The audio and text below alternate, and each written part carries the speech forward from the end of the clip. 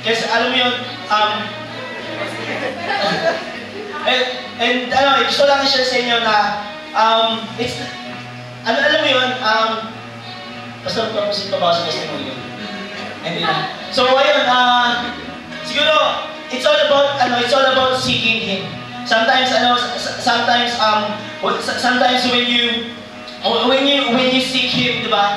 And you try to, alam mo yun, when it comes to giving and seeking, diba?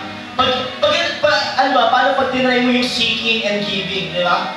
And, look, Holy Spirit just take over. And, alam mo yun, yung time na hinahanap ko si Lord, then binigyan niya sa akin tong verse na to. I'm just so loved by Him because anak, kailan ba kita ginutom, di ba?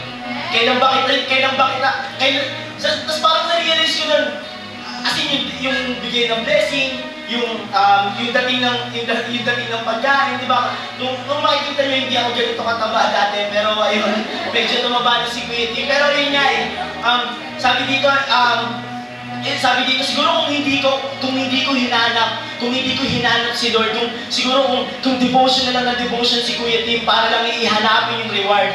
Hindi, because yung reward is si Jesus, di ba? Reward is always seeking, seeking Him, that's the simplicity of the gospel.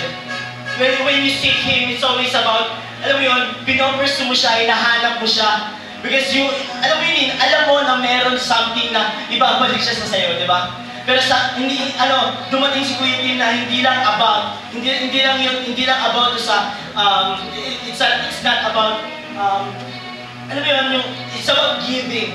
But when you give your heart sa pagbibigay kay Lord, then you see something that there will be a breakthrough.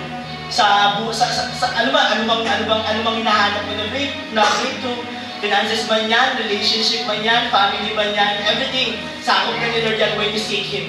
With all your heart, with all your mind, di ba? And can I just invite everyone na tayo tayo and hawakan mo lang yung feeling mo na big ni Lord sa'yo na ito yung Lord, ito yung gusto mong ibigay mo sa church na to, di ba?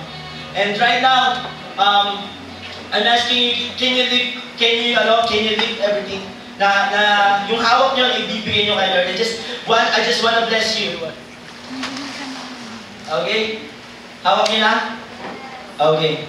Let's go. Father God, thank you for this wonderful afternoon, Father God, wonderful day, Jesus, thank you, God, for this amazing opportunity, Father God, na Lord, bibigyan na naman kami, Father God, na ito na naman, Panginoon, na ito na naman, makakatulong na naman kami, Father God, for the expansion of your kingdom, Father God. And all we ask to you, God, is itong lahat ng mga tao to, Panginoon, that willing, Father God, to give lahat ng bahagi, Panginoon, yung puso nila, Father God. All I'm asking to you, God, is to bless them radically, Jesus, to bless them, overflow, succeed, diglig at umaapaw na blessing, Father God. Because God, hindi na kami magtatanong, Father God, kung meron ba kami makukuha sa inyo, Panginoon. You're the King of all kings, Father God. Ikaw ang may-ari ng lahat, Panginoon.